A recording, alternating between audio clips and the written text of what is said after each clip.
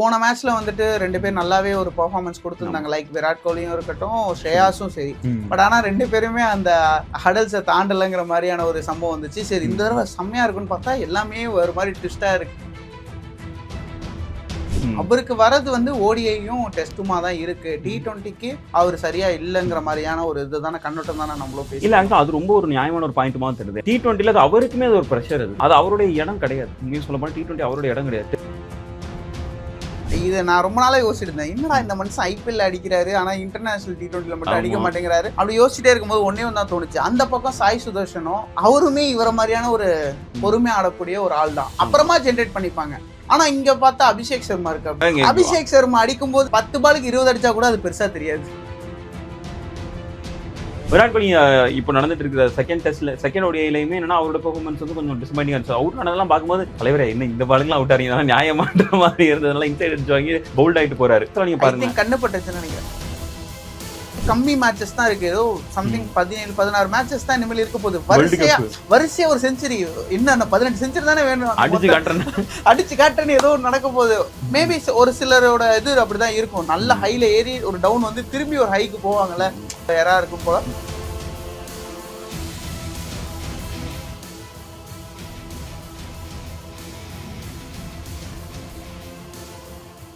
என்னையாடா T20 ஸ்குவாட்ல இருந்து தூக்க சொன்னீங்க அப்படின்னு சொல்லிட்டு ஒரு வெறித்தனமா வந்திருக்காரு. Back to back 250. Shubman Gill, captain Shubman Gill, sorry தலைவர் சுப்மன் கில் போட்டிருக்காரு. மேட்ச் எல்லாம் எப்படி பயங்கரமா இருக்குதா? கண்டிப்பா அவர் காட்டுல மழைதாங்கிற மாதிரி தான் இருக்கு. பட் அது பிஃபோர் தட் நம்ம பார்த்தோம்னா இன்னைக்கு அப்படியே போயிட்டு பேசிட்டு இருக்கும் போது இங்க மேட்ச் நடந்துட்டு இருக்கு. வீடியோ வந்து கண்டிப்பா இன்னைக்கு வராது, நாளைக்கு தான் வரும். But still okay. அதான் அதுல பார்க்கும்போது போன மேட்ச்ல வந்துட்டு 2 பேர் நல்லாவே ஒரு பெர்ஃபார்மன்ஸ் கொடுத்திருந்தாங்க. லைக் விராட் கோலியும் இருக்கட்டும், ஸ்ரேயாஸும் சரி. பட் ஆனா 2 பேருமே அந்த ஹடல்ஸை தாண்டலங்கிற மாதிரியான ஒரு சம்பவம் வந்துச்சு. சரி இந்த தடவை செம்மையா இருக்குன்னு பார்த்தா எல்லாமே ஒரு மாதிரி ட்விஸ்டா இருக்கு, ட்விஸ்ட் அண்ட் டர்ன்ஸா இருக்கு. பட் கில் பரவாயில்ல, அவருடைய அந்த ஓப்பனிங். ஆனா இது நம்ம லாஸ்ட் டைமே இதை தான் பேசணும்னு நினைக்கிறேன். அவருக்கு வரது வந்து ஓடிஐயும் டெஸ்ட்டுமா தான் இருக்கு. T20க்கு அவர் சரியா இல்லைங்கிற மாதிரியான ஒரு இதுதான கண்ணோட்டம் தானே நம்மளும் பேசி. இல்ல அது ரொம்ப ஒரு நியாயமான ஒரு பாயிண்ட் மாதிரி தெரியுது. ஏன்னா T20ல அது அவருக்குமே அது ஒரு பிரஷர் அது ஒரு தேவையில்லாத ஒரு பிரஷரை தான் கொண்டு வந்து கொடுக்குது அவருக்கு. T20 ஸ்குவாட்ல இருக்கிற வரைக்கும் அவர் மீது வைக்கப்பட்டிருந்த ஒரு விமர்சனமா இருக்கட்டும், அது அவருடைய இடம் கிடையாது. உண்மையை சொல்ல போனா T20 அவருடைய இடம் கிடையாது. டெஸ்ட்லயும் ஓடிஐலயும் இன்னைக்குமே ஒரு குவாலிட்டியான ஒரு பேட்டர். நல்லா பாத்தீங்கன்னா இதை நான் ரொம்ப நாளா யோசிச்சுட்டு இருந்தேன். என்னடா இந்த மனுஷன் ஐபிஎல் அடிக்கிறாரு, ஆனா இன்டர்நேஷனல் T20ல மட்டும் அடிக்க மாட்டேங்கிறாரு. அப்படி யோசிச்சுட்டே இருக்கும்போது ஒன்னே ஒன்று தான் தோணுச்சு. அந்த பக்கம் சாய் சுதர்ஷனும் இருக்காரு. அவருமே இவர மாதிரியான ஒரு பொறுமையா ஆடக்கூடிய ஒரு ஆள் தான். அப்புறமா ஜென்ரேட் பண்ணிப்பாங்க. ஆனா இங்க பார்த்தா அபிஷேக் சர்மா இருக்கு. அப்படி ஆமா, கரெக்ட். அபிஷேக் சர்மா இருக்கிறாங்க. அபிஷேக் சர்மா அடிக்கும் போது இவரு இருப்பன 10 பாலுக்கு 20 அடிச்சா கூட அது பெருசா தெரியாது. கரெக்ட். இங்க வந்து 130 140 ஸ்ட்ரைக் ரேட்ல உங்களுக்கு குஜராத் டைட்டன்ஸ்ல அப்படி அடிச்சா ஓகே. 150 கடைசியில் வரும்போது 180 150 155 60 வரைக்கும் கொண்டு வந்து விட்டுருவாரு. ஆனா 150 160 ஸ்ட்ரைக் ரேட் வந்து இந்தியா டீம்ல அதுவும் குறிப்பா அபிஷேக் சர்மாக்கு ஆப்போசிட்ல அது அப்படின்ற மாதிரி தான் நம்ம பார்ப்போம். ஏன்னா அங்க ஒரு 10 பால் பிடிச்சாலும் ஐபிஎல் எடுத்து வச்சு பார்த்தாலும் அவரு கூட டிராவிஸ் ஹெட் தான் இருக்காரு. சோ 2 பேருமே அப்படி ஒரு போட்டியில இருக்கும்போது இதுதான் இந்த எல்லாருமே சொன்னாங்க ஒரு பஞ்சாபி அண்டர் 14ல 2 பேரும் ஓப்பனிங் ஆடி இருக்காங்க. அன்னைக்கு இருந்த இது வேற, இன்னைக்கு இருக்கிற நிலைமை வேறங்கிற மாதிரி அபிஷேக் சர்மா டோட்டலா தன்னுடைய இதே மோடே மாத்திட்டாரு. அண்ட் அது வந்து ஒரு மிகப்பெரிய ஒரு ப்ரெஷர் ஆன் சுப்மன் கில். ஏன்னா இப்போ ஒரு ரிவால்விங் T20ல வந்து இந்தியன் கிரிக்கெட் டீம் உங்களுக்கு இந்த திசையில தான் போகிறாங்க, நாங்கள் ஒரு ரூத்லெஸ் ஒரு இன்டென்ட்டான ஒரு கேமில் தான் நாங்கள் ஆட போகிறோம் அப்படின்னு பொழுது அதுக்கு Shubman Gill is not helping. எந்த இதுலையுமே ஹெல்ப் பண்ணல அவர் ஓகே ரைட், கொஞ்சம் சில இதுலலாம் ரொம்ப கம்மியான ஸ்ட்ரைக் ரேட்டில் ஆடினாலும் ஒரு லாங் இன்னிங்ஸ் ஆடுறாரான்னு கேட்டால் இல்லை, அது கடைசி வரைக்கும் இல்லாமல் தான் இருந்தது. அவருக்கான இடத்துக்கு எனக்கு தெரிஞ்சு இப்போ தான் அவர் ஹிஸ் பேக் ஹோம் அப்படின்ற மாதிரி தான், ஒரு ஹோம் கமிங் மாதிரி தான் இது. மறுபடியும் ஓடிஐ அவரோட இடத்துக்கே வந்து உட்கார்றாரு அப்படின்ற மாதிரி தோணுது. ஆமாம், ரொம்ப நாளாக வேக்கண்ட்டாக இருக்கு அவருடைய அந்த ஓடிஐ நம்பர் 1 ரேங்கிங்லேருந்து ரொம்ப நாளாக 5வது இடத்துல இருந்துட்டு இருந்தாரு. கொஞ்சம் இன்னும் திரும்பி நிறைய பிக் 2 வந்து இப்போ டாப் 2ல இருக்காங்க. விராட் கோலி நேற்று டாப் 1க்கு வேற வந்துட்டார். முதல் இடத்துக்கு போயிருக்காரு, 2வது இடத்துக்கு ரோஹித் போயிருக்காரு. விராட் கோலி இப்போ நடந்துட்டு இருக்கிற செகண்ட் டெஸ்ட்ல செகண்ட் ஓடிஐலயுமே என்னன்னா அவரோட பெர்ஃபார்மன்ஸ் வந்து கொஞ்சம் டிசப்பாயிண்டிங்கா இருந்துச்சு. அவுட் ஆனதெல்லாம் பார்க்கும்போது தலைவரே என்ன இந்த பாலுங்கலாம் அவுட் ஆறீங்க நியாயமான்ற மாதிரி இருந்ததெல்லாம் இன்சைட் அடிச்சு வாங்கி பவுல்ட் ஆயிட்டு போறாரு. ஆனா இந்த இடத்துல எல்லா மத்த பிளேயர்ஸ் எல்லாம் நீங்க பாருங்க கண்ணு பட்டுச்சுன்னு நினைக்கிறேன். இருக்கலாம். ஏன்னா 5-50 பேக் டு பேக் 50+ ஸ்கோர் அப்படின்னும் போது இல்ல நான் என்ன நினைச்சேன்னா இனிமேல் கம்மி மேட்சஸ் தான் இருக்கு. ஏதோ சம்திங் 17-16 மேட்சஸ் தான் இனிமேல் இருக்க போகுது. வரிசையா ஒரு செஞ்சுரி, இன்னும் 18 செஞ்சுரி தானே வேணும், அடிச்சு காட்டுறேன்னு ஏதோ நடக்க போகுது.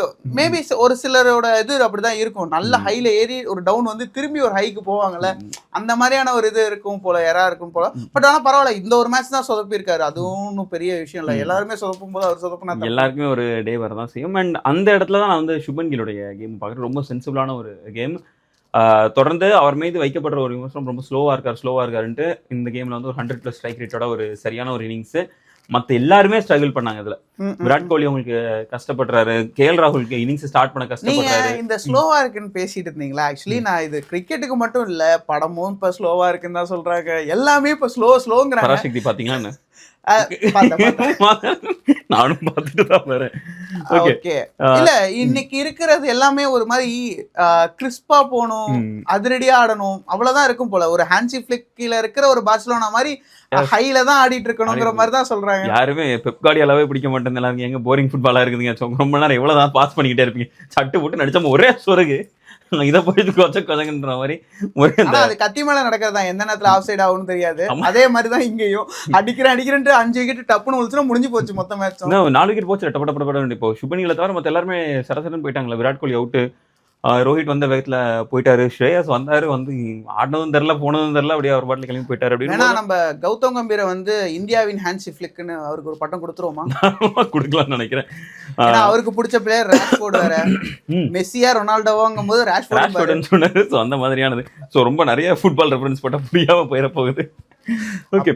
ஸோ இப்படி இருக்கும்போது எனக்கு தெரிஞ்ச சுப்மன் கில்லோட இன்னிங்ஸ் எனக்கு தெரிஞ்ச ஒரு சாட்டிஸ்ஃபைடாக இருக்கு. சுப்மன் கில்ல இப்போதைக்கு ஒரு நல்ல அவருக்கு ஒரு மாரல் பூஸ்டாக தான் இருக்கும்னு தோணுது. ஏன்னா கன்சிடர் உங்களுக்கு ஒரு அந்த ஒரு வைஸ் கேப்டன் பதவியிலேருந்து டக்குனு டீம்லேருந்து ட்ராப் பண்ணப்படுறது அப்படின்றது எந்த வகையிலுமே எனக்கு மென்டலி ஹெல்ப் பண்ணாது எந்த ஒரு பிளேயரையுமே.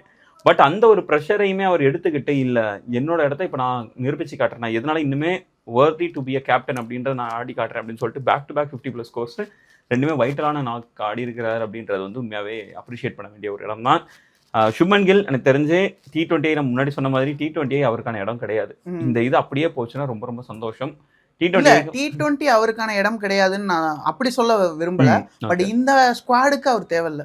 எக்ஸாக்ட்லி.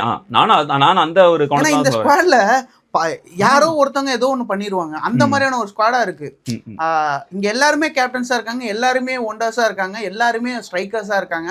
அப்படி இருக்கும் பட்சத்துல அவரு வந்து அதுக்கு ஒன் ஆஃப் பிளேயரா இருக்காரு. மத்த எல்லாருமே ஒரு இடத்துல இருக்குமே ஒரு கொஞ்சம் அந்த டீம் விட்டு கொஞ்சம் லைட்டா ஆஃபா இருக்கிறது தான் நானும் பாக்குறேன். அஃப்கோர்ஸ் உங்களுக்கு குஜராத் டைட்டன்ஸ்ல இன்னுமே நல்லா தான் ஆடிட்டு இருக்காரு. போன சீசன்லாம் சரியான கேம் அவர் கொடுத்துருந்தாரு. ஸோ அதனால அந்த இதுலலாம் ஓகே. பட் ஆனால் இந்த இந்தியன் டீமுக்கு வந்து ஒரு இடம் இல்லை அப்படின்றது. இந்த இந்தியன் டீம்ல பார்த்தா தோனிக்கும் தான் இடம் இருக்காது, யாருக்குமே இடம் இருக்காது. கண்டிப்பா அந்த மாதிரி விராட் கோலிக்கே இடம் இருக்காது. கரெக்ட். ஏன்னா வந்து அந்த இடத்துல ஆண்டுகோ அடிக்கக்கூடிய ஒரு பிளேயர் தான் இவங்க கேட்குறாங்க. ஏன்னா 20 ஓவரில் குறைஞ்சது ஒரு 230 இருந்து 240 ரன் நாங்கள் எடுத்துடணும் அப்படின்ற ஒரு இடத்த நோக்கி போயிட்டு இருக்கும்போது ஒரு ட்ரெடிஷனல் அக்ரெசிவ் பேட்டர் நான் சொல்றேன். ட்ரெடிஷனல் அக்ரெசிவ் பேட்டருக்கு இடம் இருக்கு. அதான் இது ஃபார்மட் வந்து மாறிடுச்சு டோட்டலா. இந்த T20ல வந்துட்டு நம்ம இது வரைக்கும் எனக்கு தெரிஞ்சு ஒரு 3 பேஸ் பார்த்துருப்போம். இந்த 3வது பேஸை தாண்டி போயிட்டு இருக்கு. ஆமா. ஏன்னா நீங்க இப்ப கோலி பாத்தீங்கன்னா நிறைய இடத்துல அவருடைய அந்த ஸ்லோவா ஆடினாரு அப்படின்னு நம்ம பார்த்தாலும் அவருடைய ஸ்ட்ரைக் ரேட் பிரச்சனை சொல்லுவாங்க, அவரே பிரச்சனைன்றுவாங்க. இன்னைக்கு ஸ்லோன்றுவாங்க. வெறும் 150 ஸ்ட்ரைக் ரேட் என்ன பண்றது அப்படின்னு 150 என்ன ஸ்ட்ரைக் ரேட் தெரியுமாயா உங்களுக்கு? அதான் இன்னைக்கு எல்லாமே 230 250 அப்படிங்கிற மாதிரி ஆயிடுச்சு. ஒரு 14 வயசு பையன் வந்தவனே அடிக்கிறாப்புலன்னா. ஆமா. இப்ப இன்னைக்கு எல்லாருமே எதிர்பார்க்கறதா எனக்கு முத பாலே 6 வேணும், ஸ்டம்பர் பால்ல விளையாடுற மாதிரியான ஒரு கான்செப்ட் வந்துருச்சு. அவ்வளவுதான். ஸோ அதனால பார்ப்போம். அண்ட் இது வரைக்கும் Shubman Gill back to back 50 அடிச்சது உண்மையாக ரொம்ப ஒரு மகிழ்ச்சி தான்.